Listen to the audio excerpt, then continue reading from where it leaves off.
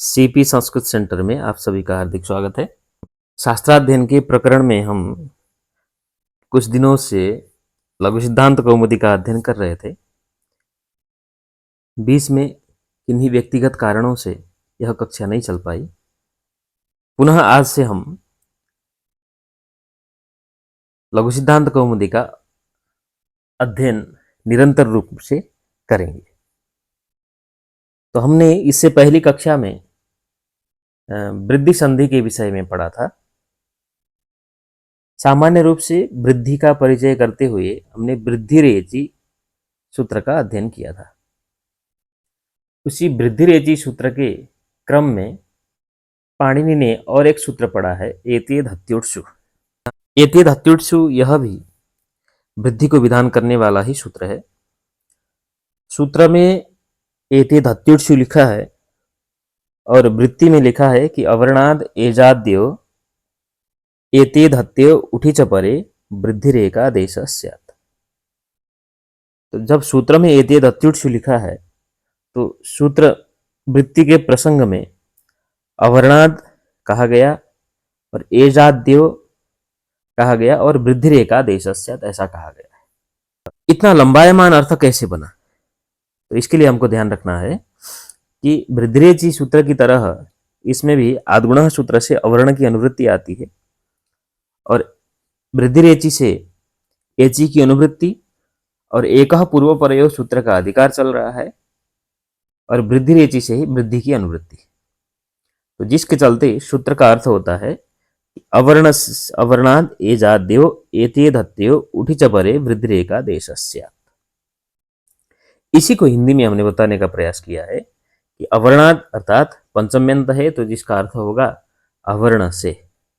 एजाद्यो एतेद हत्यो हो, क्योंकि जो एजादी जो है वह विशेषण है किसका? एति और एधते का। तो एति एधते का विशेषण है, इसलिए इसके अर्थ इसको विवरण करते हुए हमको ध्यान रखना है कि एजाद्यो एतेद हत्यो हो, यानी कि एच प्रत्याहार आदि में रहने वाले कौन कौन से धातु? तो एति रूप होने वाला इण धातु और एधते रूप बनने वाला एध धातु, इन दो धातुओं के पर में होने पर। और एक उठसु लिखा था तो जिसका अर्थ है उठी च परे, उठ पर में होने पर भी पूर्व परयो हो अर्थात पूर्व वर्ण और पर वर्ण के स्थान में वृद्धिरेकादेश स्यात्, वृद्धि संज्ञक एकादेश होता है।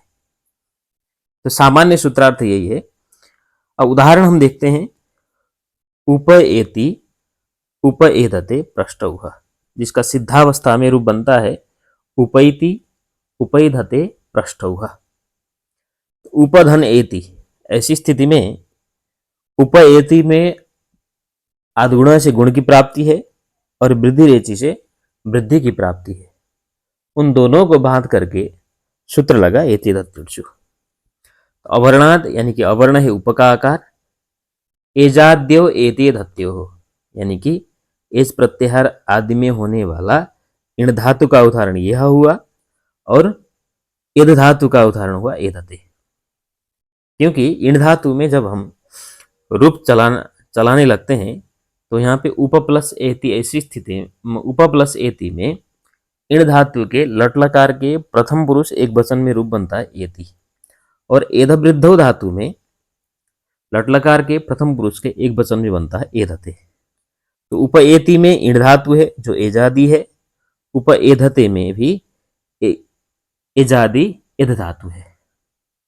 तो यहाँ पे एक प्रश्न जरूर बनता है कि एति में तो चलो इण धातु है, लेकिन एधते में तो हमेशा एध धातु हमेशा एजादी है। तो फिर एध धातु हमेशा एजादी रहता है, तो एजादी एध धातु ऐसा क्यों कहा? तो इसके लिए बाद में हम पदकृत्य करेंगे। उप प्लस एति, उपएति में उप का आकार है और एति का एकार है। उप प्लस एधते में उप का आकार है और एधते का एकार है। और हमने एक चीज कहा है उठी च परे, उठ पर में होने पर भी। तो पृष्ठ उह में क्या है? यह उठ है। हम कभी हलंत लिंग प्रकरण के प्रसंग में हम वहां पे पढ़ेंगे, एक सूत्र आता है बाहा उठ। उसी बाहा उठ से उठ होने पर ये उह बनता है। तो पृष्ठ उह, ऐसी स्थिति में अवर्ण हुआ पृष्ठ का आकार, उठ पर में हुआ उह।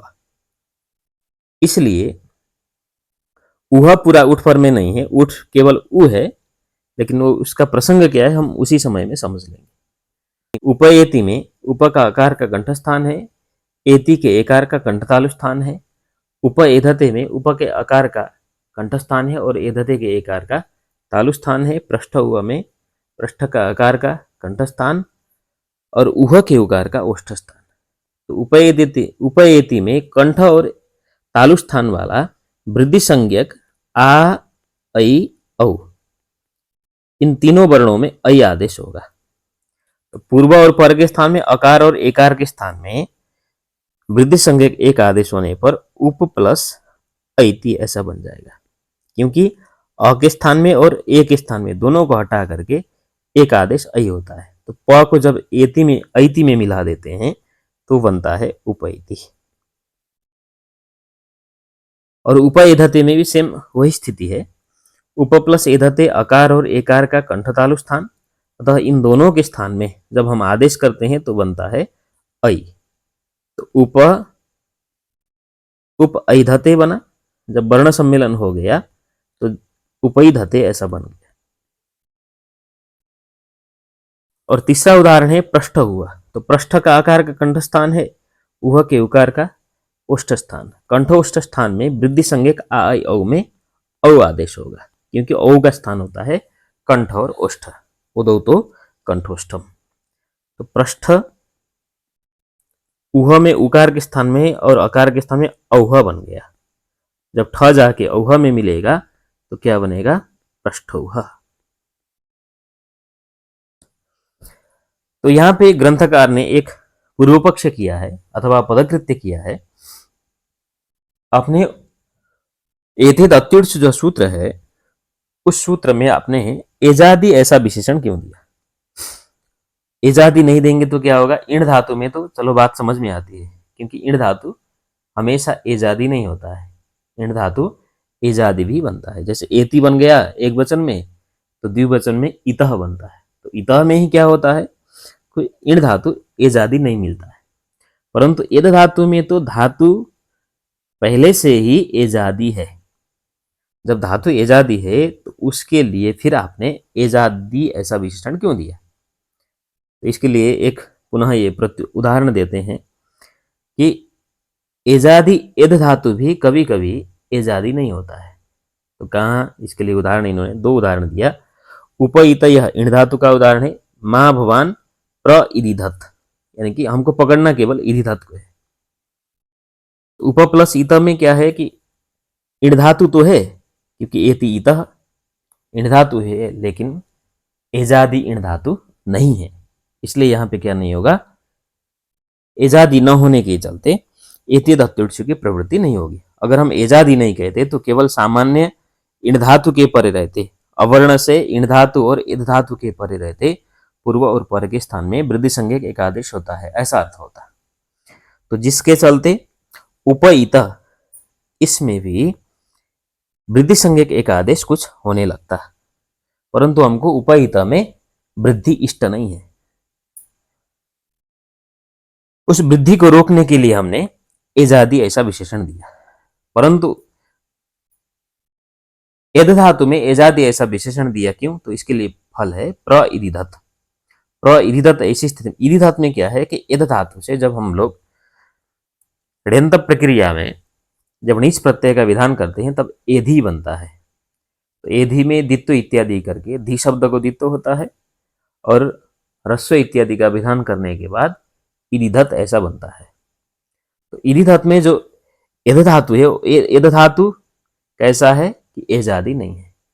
अगर एजादि नहीं कहते तो इदिधत में भी प्रइदिधत में भी वृद्धि होकर के प्रइदिधत ऐसा कुछ अनिष्ट रूप बनने लगता, जो हमको इष्ट नहीं है। इसलिए ग्रंथकार ने कहा कि एजादि कहना चाहिए। जब एजादि कहते हैं तो इण धातु तो है लेकिन एजादि नहीं है, एद धातु तो है लेकिन एजादि नहीं है, इसलिए एति दत्युत्सु सूत्र की प्रवृत्ति नहीं हो सकती है।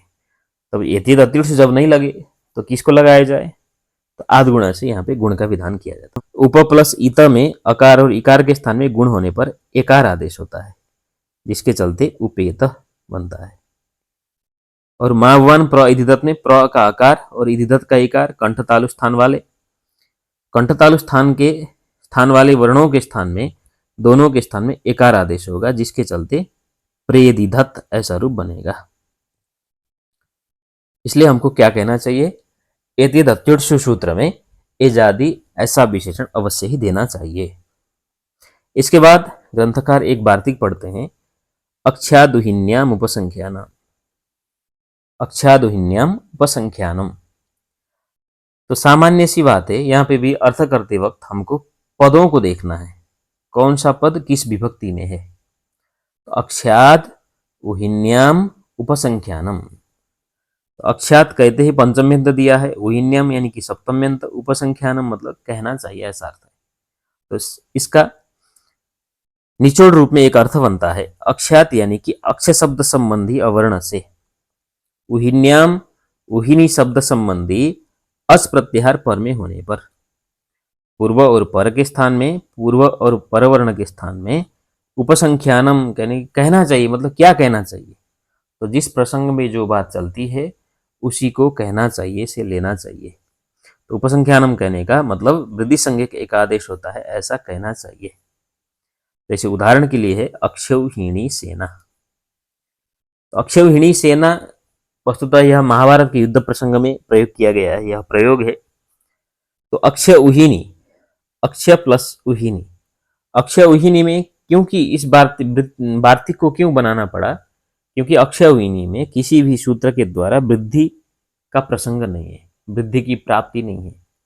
अक्षय प्लस उहिनी ऐसी स्थिति में अक्षय का आकार और उहिनी के उकार, इन दोनों वर्णों के स्थान में अक्षयादुहिन्याम उपसंख्यानम इस वार्तिक के द्वारा जब वृद्धि किया जाता है, तो अक्षय का आकार का कंठ स्थान है, उहिनी के उकार का ओष्ठ स्थान है। तो कंठ और ओष्ठ स्थान में वृद्धि यानी कि आ ऐ औ, इन तीनों वर्णों में औ आदेश होता है। क्यों, कंठ ओष्ठ स्थान वाला केवल औ ही है, इसलिए अक्षय औहिनी ऐसा बनता है। इसके बाद क्ष को जब औहिनी में मिला देते हैं तो अक्षौहिणी बनता है। अक्षौहिणी में या नौ के स्थान में णत्व होता है। एक सूत्र हम आगे जाके पढ़ेंगे, पूर्व पदार्थ संज्ञा या मग, कहने का मतलब णत्व के लिए जो निमित्त है, मतलब पूर्व पद में रहने वाला जो निमित्त है, उस निमित्त से पर में अगर गकार मतलब गकार का विधान न हो तो संज्ञा अर्थ में णत्व का विधान किया जाता है। क्योंकि अक्षौहिणी यह जो शब्द है वो क्या है, संज्ञावाचक शब्द है। इसीलिए पूर्व पदार्थ संज्ञा या मग सूत्र के द्वारा यहाँ पे न के स्थान में णत्व होगा।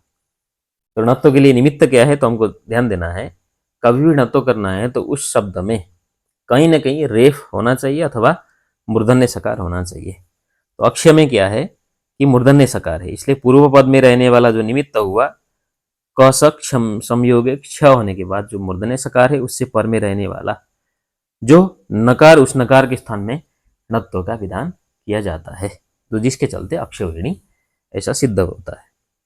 इसके बाद पुनः एक वार्तिक पढ़ा है उन्होंने, प्रादुहोडोढ्य सैस्येषु, यानी कि प्रात लिखा है, पंचम्यंत पद है, आगे लिखा है ऊह ऊढ़ ऊढ़ी ऐसा और ऐस्य, इसलिए हमने इसका हिंदी अर्थ किया है प्रात यानी कि प्रशब्द संबंधी अवर्ण से, ऊह ऊढ़ ऊढ़ी ऐसा ऐस्येषु, ऊह ऊढ़ ऊढ़ी ऐसा ऐस्य शब्द संबंधी अस्पर में होने पर, पूर्व परयो यानी कि पूर्व वर्ण और परवर्ण के स्थान में वृद्धि एकादेशात वृद्धि संज्ञक एकादेश होता है।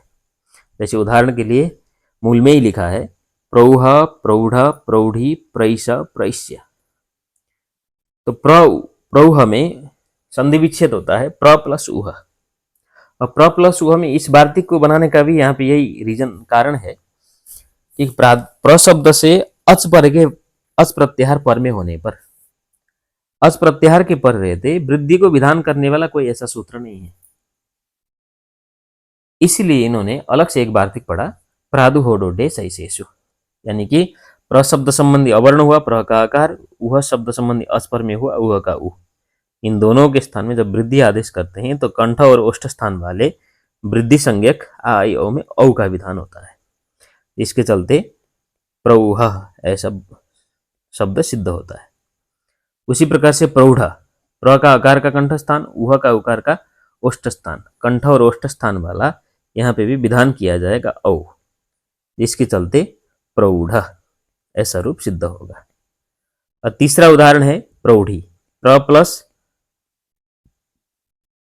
ऊढ़ी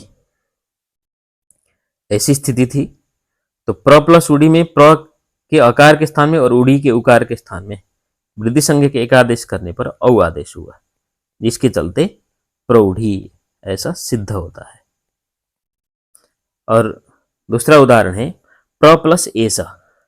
प्र ऐसा में कथनचित वृद्धि रेजी से वृद्धि हो सकता था, फिर भी इन्होंने नया सूत्र नए वार्तिक को पढ़ा, क्योंकि प्र शब्द संबंधी अवर्ण है, इसे एस शब्द संबंधी एच पर में होने पर वृद्धि संज्ञक एक आदेश संभव है।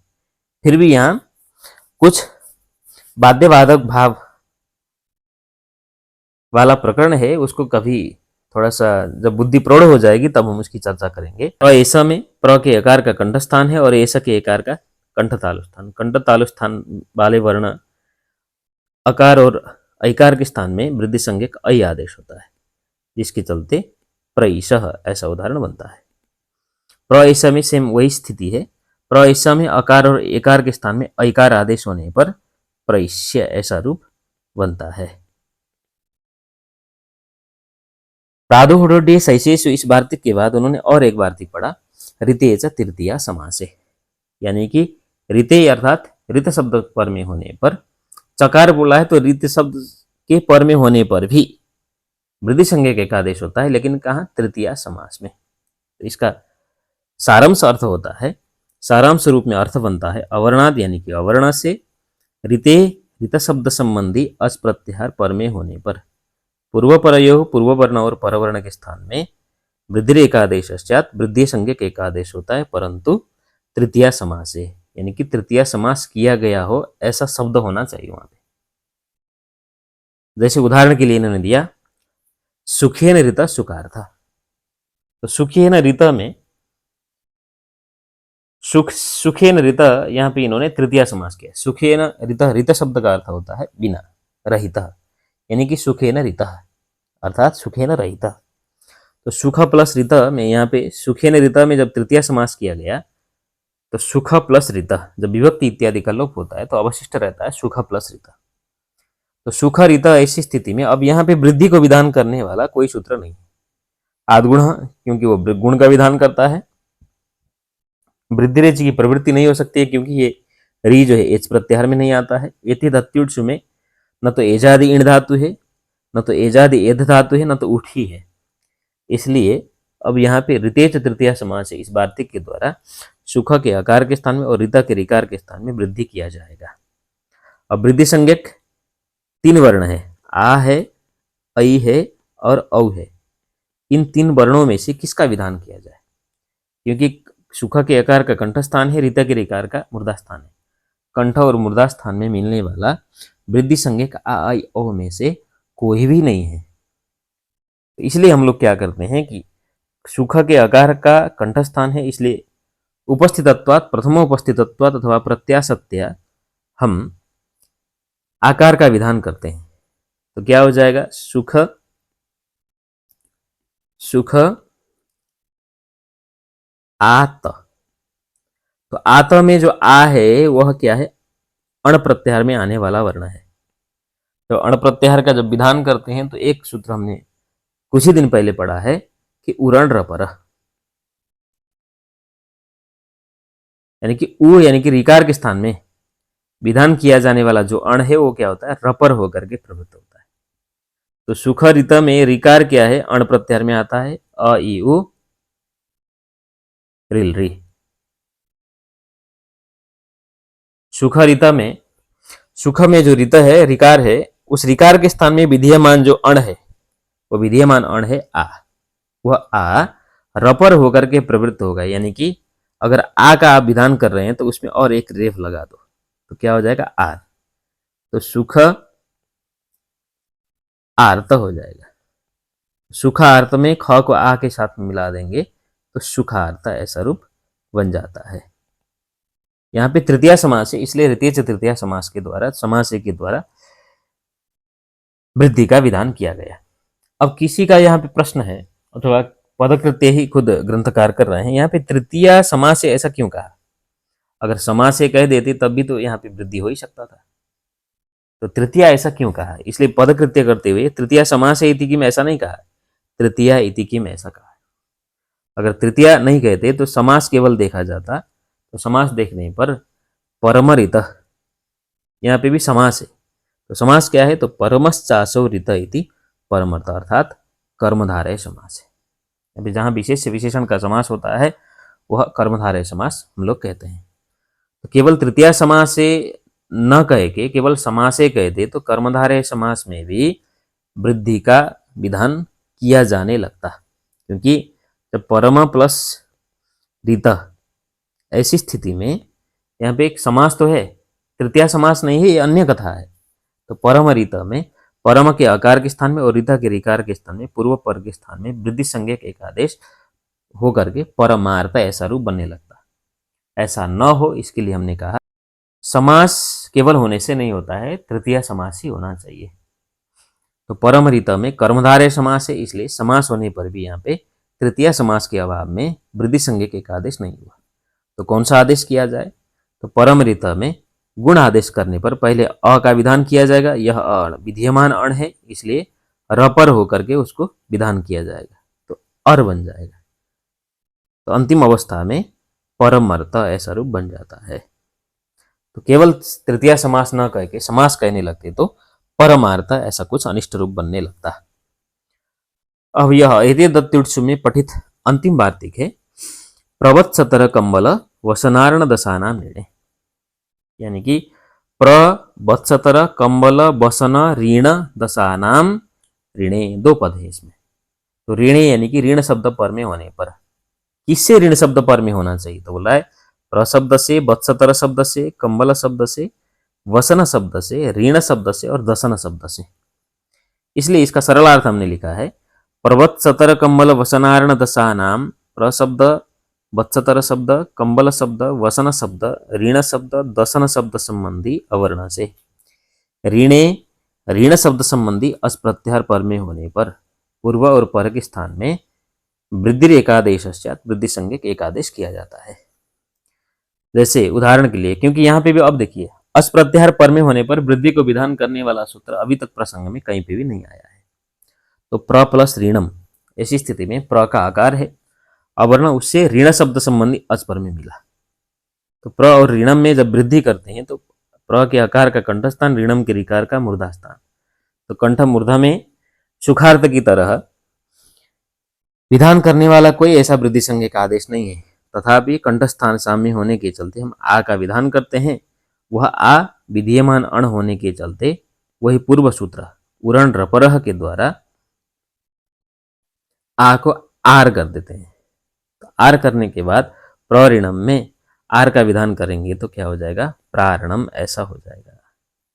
तो प्र शब्द संबंधी अवर्ण से ऋण शब्द के पर में होने पर उदाहरण हो गया। ठीक उसी प्रकार से वत्सतर से ऋण शब्द संबंधी अवर्ण से, वत्सतर शब्द संबंधी अवर्ण से ऋण शब्द संबंधी अस पर में होने पर आर का विधान किया जाता है। तो प्रारणम, वत्सतरारणम, कंबल प्लस ऋणम, कंबलारणम, वसन ऋणम, वसनारणम, ऋण ऋणम, ऋणारणम, दशन ऋणम, दशनारणम। इस प्रकार से प्रवत्सतर कंबल वसनारण दशानाम ऋणे, इस वार्तिक के सारे उदाहरण संपन्न होते हैं। तो कहने का मतलब इस सूत्र में जितने भी हमने वार्तिक पढ़े उन वार्तिकों में इसलिए पढ़ा गया क्योंकि हम वार्तिक का लक्षण कहते हुए ये कहते हैं कि उक्तानुक्त दुरुक्तानाम चिंता यत्र प्रवर्तते तम ग्रंथम वार्तिकम प्राहुः वार्तिकज्ञ मनीषिणः अथवा विचक्षणाः। तो यानी कि जो सूत्र में जो कोई भी चीज जो न्यूनता है उस न्यूनता को पूर्ण करने के लिए हमने वार्तिक ग्रंथों को पढ़ा है। तो क्योंकि पाणिनि के हिसाब से प्रऋणम इत्यादि में वृद्धि को विधान करना संभव नहीं था, इसलिए चाहे अक्षविणी सेना में हो, चाहे प्रौढ़ प्रौढ़ प्रौढ़ी प्रैश्य प्रैश्य इसमें हो, अथवा चाहे सुखार्थ में हो, चाहे प्रारणम वत्सत्रारणम इत्यादि स्थलों में हो, कहीं पर भी वृद्धि रेचि इत्यादि सूत्रों के माध्यम से अथवा एति धात्युष सूत्रों के माध्यम से वृद्धि संभव नहीं था। इसलिए इन्होंने अलग से इन वार्तिकों को पढ़ा है। तो आज की कक्षा को हम यहीं समाप्त करते हैं। पुनः कल दूसरी कक्षा के साथ में उपस्थित होंगे। धन्यवाद।